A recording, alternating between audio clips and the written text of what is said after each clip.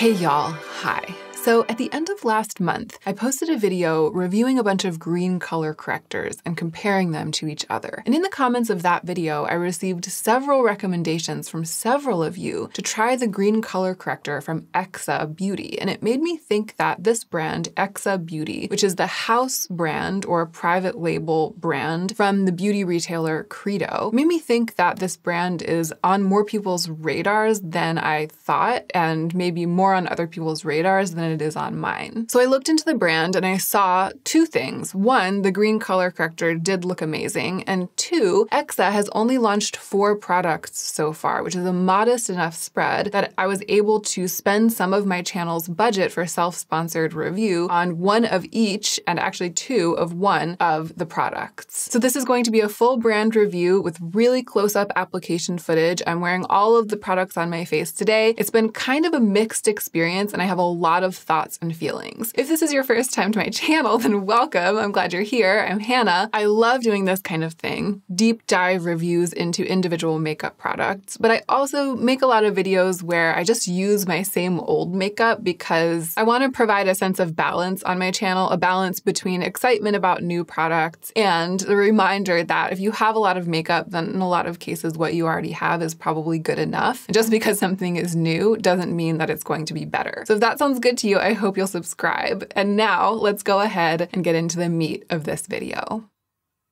So as I said in the introduction, Exa is a brand that was developed in-house by Credo Beauty, which is a clean beauty retailer. Whatever that means to you, whatever that means to them, I don't know. Some people really subscribe to the claim of clean beauty and put a lot of stock in it. Some people feel like it's all just marketing. For my part, I appreciate that these products have purportedly skincare benefits. They claim that they formulated all of them to be actively good for the skin, even though it's makeup. There are skincare ingredients in these products, and I like that, but for me, that's about as far as it goes in terms of caring whether or not this stuff is clean beauty. But I think that that claim, that quality, is kind of like to each her own. It's up to you whether or not you care about that stuff. I think that the best thing a person can do with regards to claims like this, which are often marketing claims, is, do your own research and decide for yourself. But because it's like a big aspect of Credo, what they stand for and what they sell, I wanted to at least mention it in this video. So I'm going through the products one by one in the order in which I put them on my face. And the first product is a primer. It's the Jumpstart Smoothing Primer. The skincare ingredients that it contains that are featured the most prominently in the description on the website are cocoa fruit powder, CoQ10, fatty acids, and positively charged quartz crystals that magically extend the wear of your makeup. Not sure about that. In terms of how it actually is supposed to look, it says a blurring effect, like a photo filter. So it says in the claims a breakthrough blurring effect. I feel like for a primer to have a slightly blurring effect, kind of like a photo filter, is not a breakthrough quality. There are a lot of primers on the market right now that are trying to do that, that are succeeding at that, and this one falls right squarely into that category. But I feel it's a pretty mild version of that. It's rather lightweight. It does blend out nice and smooth. It feels very like skincare on the skin, very, very like a lightweight moisturizer. And it is translucent, but it has a slight color correcting tint. So when I applied it today on camera, I first applied it just to half of my face. And I pretty much put one pump all over that half of my face. And then I showed you the difference between the half of my face that was primed and the half of my face that was not primed. I had prepped my skin with skincare this morning, so it did kind of have that post-skincare glow. It was nice and moisturized. And I think that you can see in that footage that the primer did blur in that it sort of killed the most intense qualities of that shine. In terms of the color, the slight blurring quality, and the skincare feel of this product, it reminds me of the e.l.f. Poreless Putty Primer or the Tatcha Silk Canvas. I've never tried the liquid Tatcha Silk Canvas, but this is a liquid, so I imagine that of those three, that's the thing that it most resembles. But it's a much more lightweight version of that. The e.l.f. primer has more body on the skin, more of a presence, whereas this, it's so lightweight that it almost feels like it sinks in. For some people, that might be a benefit. It's kind of like a last step lotion that also claims to help your makeup last and gives a little bit of a blurring effect. But for me, in practice, I kind of felt like it did almost nothing. I've only had it for a couple of weeks, and on the days when I haven't been actively testing this makeup to prepare for this video, I've defaulted to my e.l.f. Putty Primer, which is my favorite primer right now. So for me, this is a solid meh. I feel like if you're really interested in this brand, and if you want to try absolutely everything all together and basically have the entire lineup, this isn't a bad product and you're not going to be disappointed in it. Or if you're really looking for a specific profile of product, something that's skincare-y and that's clean and that matters to you because you're allergic to certain ingredients, for example, or you really need something to be fragrance-free, this could be a good option for you. I just feel like there are a lot of better primers on the market that do what this is claiming to do, but with more pizzazz and panache. Many of them for a lower price point. This is around $30. Yeah, $34. Okay, let's talk about the green color corrector, the reason that I ended up doing this review at all. I like to think of myself as a green color corrector aficionado. I was really excited to test this and I have a lot to say. The reason I was really excited to test it is because of the color. It's gray, basically. It's like a greenish gray. The claims say it's an easy to blend tint that evens every skin tone. I think that because it has that kind of gray quality, like a greenish gray, it's probably true what they're saying, that it's extremely versatile when it comes to the shade of the skin of the person that's using it. The listing says balances redness on deep dark to light skin tones. So they've definitely taken that into account. Of course, I can only vouch for how it performed on my skin, but I'm really happy to see that that's something that they're making note of in the listing, because the green color correctors that I tested for that roundup video, some of them so obviously will only work for people who have uber pale skin and are actively designed for people with pale skin. And some of them have that intense pigment that means that they're probably great for people with deeper skin. And they were so intensely green that they weren't as easy for me to work with as some of the other ones. So the ingredients that they're claiming are skincare ingredients are marshmallow root, rice bran, licorice, amino acids, antioxidants. They're claiming that it's basically a hybrid skincare and makeup product. And it also says that it's formulated with kaolin clay to absorb excess oil without causing dryness, and that they won't crack, crease, or stand out under foundation. And in terms of the formula, the way that it blends, the way that it sits on the skin, I have found those claims to be true. It is formulaically very elegant and it works well with all of my other products. Let's talk about the color, and I'll roll the footage of myself applying it to, again, one side of my face so that you can see how it looks when it's blended out compared to how my skin looks without this green color corrector. I hope you'll be able to see that it blends out quite well and that I was able to sheer it out quite well. The first application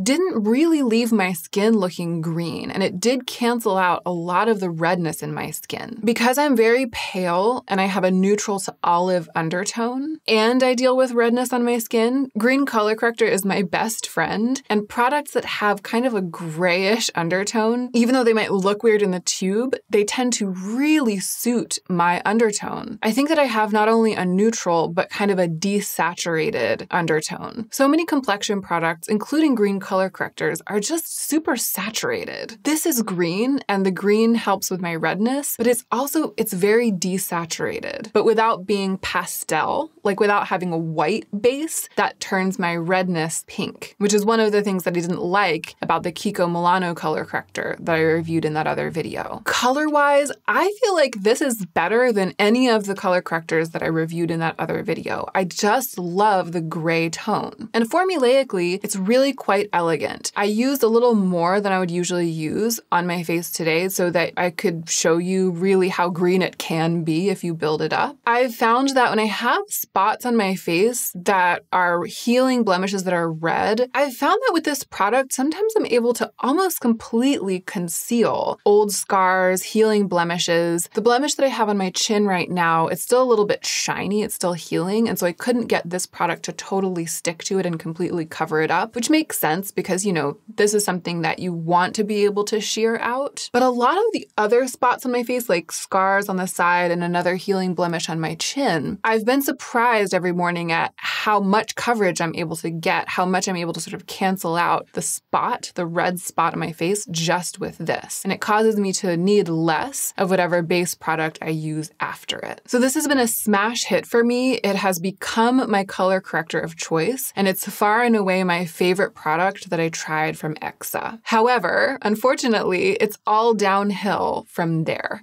Speaking of base products being too saturated, that is one of the huge problems that I have with the Exa High Fidelity Semi-Satin Foundation, which I was excited to review because from the listing on the internet, the lightest shade looks absolutely spot on for me. It looks very pale, desaturated, and truly neutral with almost a tint of olive. It's the shade Terese. It too is formulated with a bunch of skincare ingredients, aloe vera juice, peach fruit extract, microalgae, hyaluronic acid, and it claims to be a buildable semi-satin foundation, which so does not align with my experience. I can't believe that they're marketing this as a semi-satin foundation. But let me go ahead and show you the footage of myself applying it. So the first thing I did was to shake it up aggressively because it says shake well. When I first got it, it did pump out kind of watery. I mean, I think that they're serious. You need to shake it up a lot. But I've been shaking it every time I've tested it, and I've had it for a while, so I feel like it's pretty well mixed up. And we were getting a really good representation of the consistency of the product today when I swatched it. So I shook it up and then I pumped it out to show you the consistency and the color. The consistency is fine. I like a thin, liquidy foundation. I like something lightweight, but the color is a huge miss. I think you can see before I even give you a swatch comparison how peach it looks on my hand. It's a matter of undertone, but it's also a matter of saturation. You can just see when I'm holding up my hand with this product swatched on it that my skin is not just more neutral, but less saturated than this. It's like there's too much color pigment in it for it to be claiming to be the lightest shade in the range and for it to be claiming to be a neutral shade. To drive the point home, I swatched the Rose Ink Concealer in the lightest shade next to it on my hand. I love the way that they balanced the lightest shade of the Rose Ink Concealer. It's truly neutral, it's desaturated, it even has a tiny hint of grayish olive, and you can see when I'm holding up the two swatches that they are worlds away from each other in terms of color. However, I'll say this again, the swatch of the lightest shade of the Exa High Fidelity Foundation in the image on the website looks like a dead ringer for the Rose Ink Concealer. The photography is very misleading for this product, at least for this shade. However, I went ahead and applied it to my skin so that you can see what it looks like because I've learned from experience with this that it's so sheer, it sheers out so much that I don't end up looking like my face is a dark peach color and my neck is a bright, neutral, desaturated white, the way that you would think that I would end up looking when you see the color of the product in a thick swatch on the back of my hand. And this is where the green color corrector with its gray undertone comes in really handy. So when I apply the Exa foundation to half of my face, shearing it out into a thin layer, I hope that you'll be able to see that it actually doesn't go that badly for me in terms of color.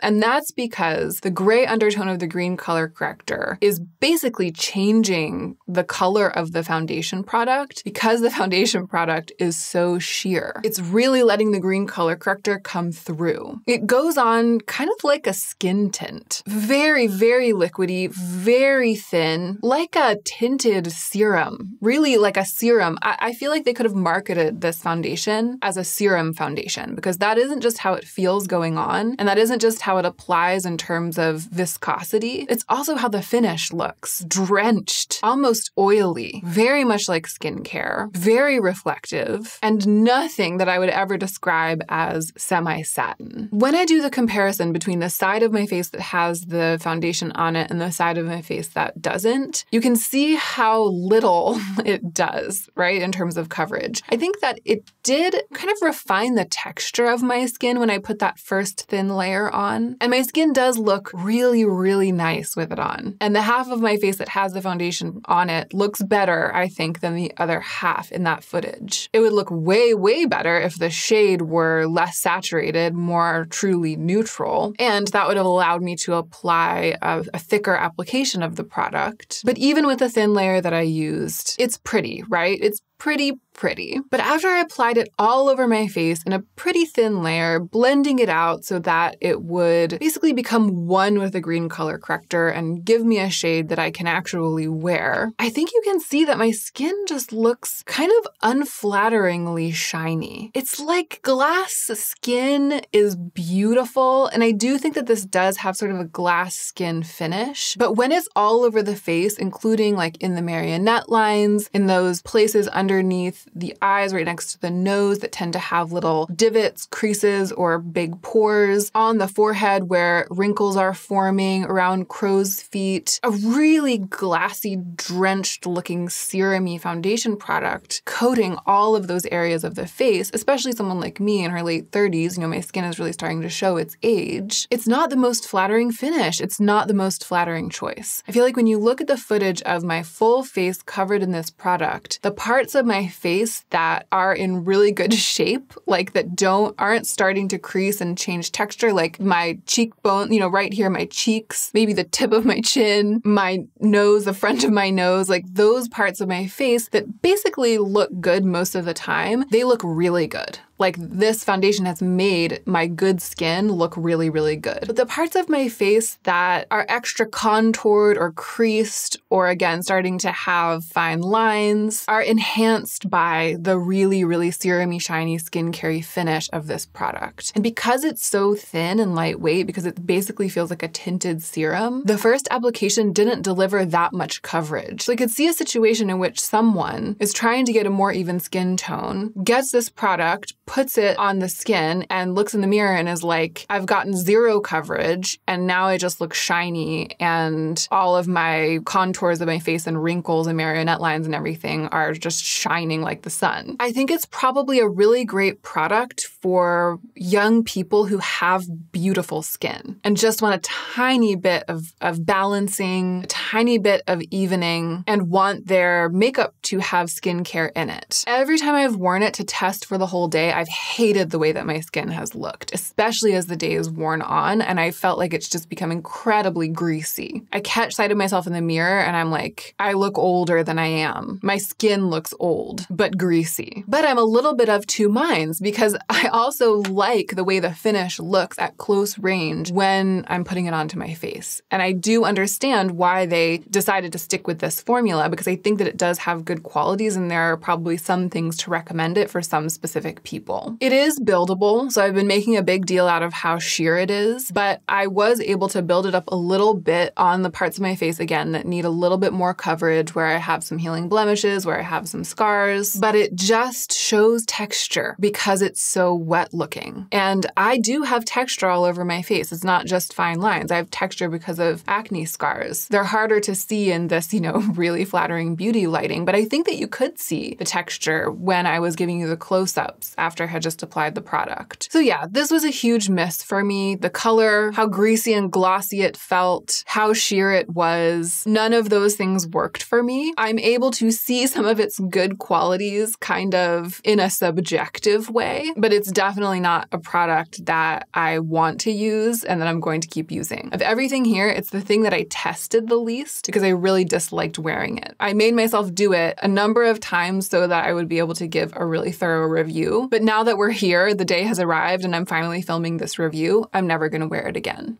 And finally, the liquid eyeshadows from Exa, which are called the Light Show Color Melt multi-use pigment. So I guess that they're not just eyeshadows, they're supposed to be multi-use pigments. I was optimistic about this product because I've actually had one before. My friend Becca gave me one back when I was in LA, I think the one called Slumber Party, which says that it's a glitter finish champagne. I found it to be a very orangey copper, which is one of the reasons that I gave it away. The other reason being that I have plenty of products products like this, and I didn't feel like I needed this one, but I thought it performed really well. I did test it. It had big chunks of coppery micas. I remember it drying down on the lids and not budging, which is more than I could say for either of these. But my good experience with that product is what led me to get two. I got Dear Diary, which is like a clear to white to blue shifting shiny shade, and Roller Rink, which is one of those really cool multi-chromes that's like a deep red to green shift. I mean, it's cool in terms of color, but the formula just feels to me like a total flop in a whole bunch of ways. The listing on the site says they're buildable, they're not. Blendable, not really. And stay all day, definitely not. These also have skincare ingredients in them: Manketti oil, sea algae for hydration, vitamin E, amino acids. Maybe it's the inclusion of the oil that makes them so hard to work with. I just feel like there's something inside the formula that's working against it. And I can't believe they had the gall to write no creasing, no smudging, no budging. My experience of these is that they crease, smudge, and budge. That's what they do. Creasing, smudging, budging since 2022. So I filmed some pretty indulgent swatch footage for you. I squeezed out like way too much of both of these. What I'll say too is that when I first got them and I first opened them and squeezed them out, a whole bunch of oil came out. They're like super separated in the tube, and they're not easy to mix because it's not like a bottle that you can shake and there's nothing that you can stick in and stir it around like you can when something has a dough foot. You kind of just have to keep squeezing until all the oil comes out and then close it and massage the tube and hope for the best. But I do feel like an overabundance of oil in these formulas is one of the problems, if not the problem, because exactly what you would anticipate the formulas being like, acting like, because of having too much oil and not being mixed, that's exactly what they do. And you can even just see it in the swatches. Like when I spread those really thick swatches on the back of my hand, you can kind of see the product, the white one especially, looking sort of textured and bumpy and bubbly and not really mixed. And then when I swatch the two big long swatches on my arm, you can really see it in Roller Rink, which is the duochrome that shifts red to green. It's just patchy. Even though I just gave this nice, thick, juicy swatch, it applied really patchy. The shininess is really uneven. The application is really uneven in the swatch. It just doesn't apply to the skin elegantly. It doesn't smooth onto the skin elegantly. And that's just swatching. But there are also issues with the drying process of this product, like the way that the formula changes as it dries while you're applying it, and issues with longevity. To show you how they apply to the lids, I took Dear Diary, which is the like semi-sheer flashing white blue one, and I tapped it all over my brow bone underneath my brows. I like to use sheer glitters like this on that part of my lids. I like the shine that it gives when my brow catches the light, and I like how it kind of diffuses and blends whatever's on my lid up towards the brows. I could totally have seen myself too taking this down onto my cheekbones as well. It would definitely work as a highlighter. And that application process went pretty well, right? I was using a very thin layer of this. It was on a part of my eyelids that doesn't have any creases in it and that doesn't crease, not on my mobile lid, but above my mobile lid. And I feel like it was a pretty good show. You can see that this is a pretty product. It doesn't hold a candle to something like the liquid eyeshadow from Lethal Cosmetics, for example. And it doesn't have the sophistication of the topper in the Tom Ford Cream and Powder and Naked Bronze, or Kava or Sparks from the Natasha Denona Gold palette, but it does look nice. It worked. What I did with it today worked and it looked nice. The trouble starts though when you go to apply this product to the mobile lid. So I took a little bit of Roller Rink and tapped it all over my eyelid in quite a thin layer. I mean, I really tried to make it work. All sorts of things started going wrong immediately.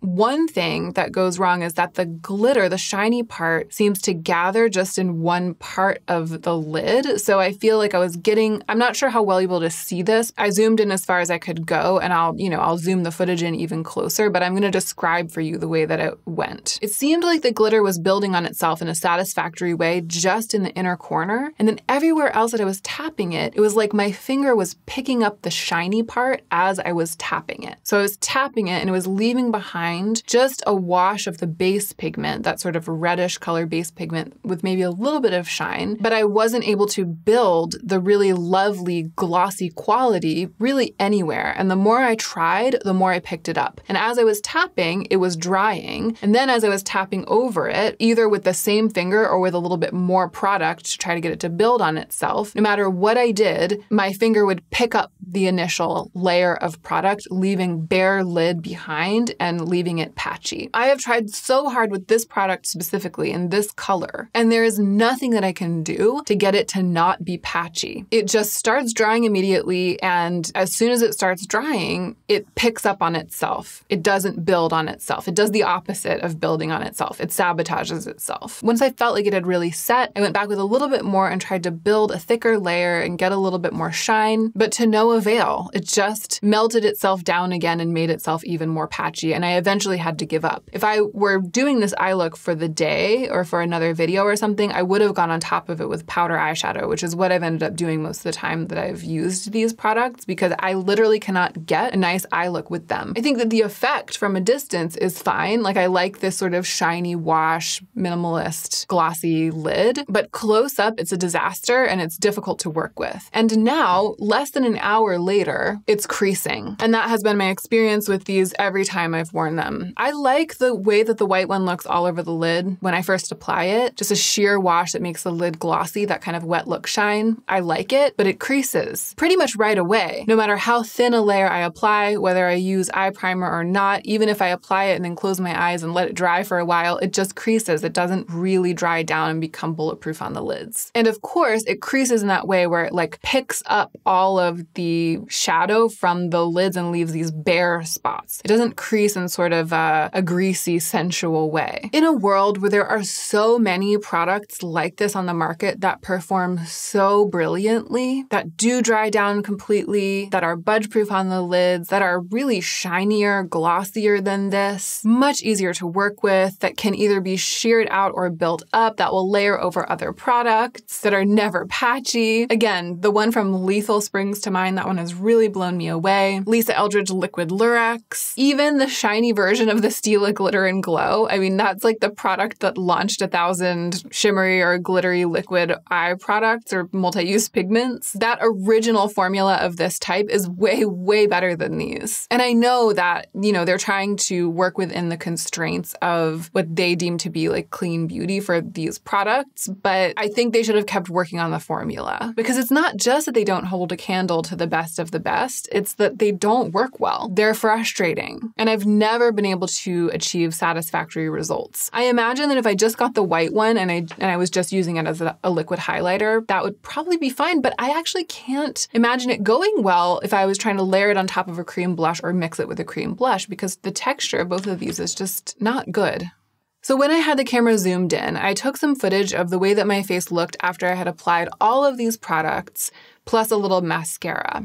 And in that footage, what you're seeing is just basically a full face of Exa makeup plus mascara and brows and a lip balm. But I didn't add anything. I didn't powder. I didn't spot conceal or anything. You can see what I was able to achieve on my complexion and on my lids just with Exa Beauty. To finish the look, for me to film this part of the video where I'm sitting back a little bit and talking to you, I spot concealed the spot that was showing through with a NARS Soft Matte Complete Concealer, and I powdered a little bit with the Kosas powder just on my chin, marionette lines, a little bit under the eyes, and in the center of my forehead, because I know from experience that the foundation continues to look greasier and greasier. And I also wanted to give you a sense of the way that it would look if you decided to powder it and to wear it with powder. So now, an hour later, this is how it's looking. So quick recap, the primer, pretty good, but nothing to write home about. The green color corrector, fantastic. It has become my green color corrector of choice. The foundation, I can see its good qualities and I can see it working for some people, but for me, the color was completely off and the formula just doesn't suit me. I like how liquidy and serumy it feels going on. I like that it's buildable, but the glossiness of it enhances texture all over my face. And then the multi-use pigments, really, especially if you're trying to use them on your eyes, in my opinion, don't work. I feel like they should go back to the drawing board with this formula. And that is it. That is my extremely uneven experience with Exa Beauty. There were hits and there were misses, the house down boots. I hope you enjoyed this video, and if there are any other brands like this floating around, like little brands that have recently launched, especially if they're just 3 or 4 products in the entire line, brands for which you would really like to see me do a deep dive review like this, definitely let me know in the comment section down below. I'm always keeping an eye out for this sort of thing. Thank you so much for watching this video, and I hope that you are remembering to take good care of yourself so that you can be the most effective version of yourself as you do your work in the world.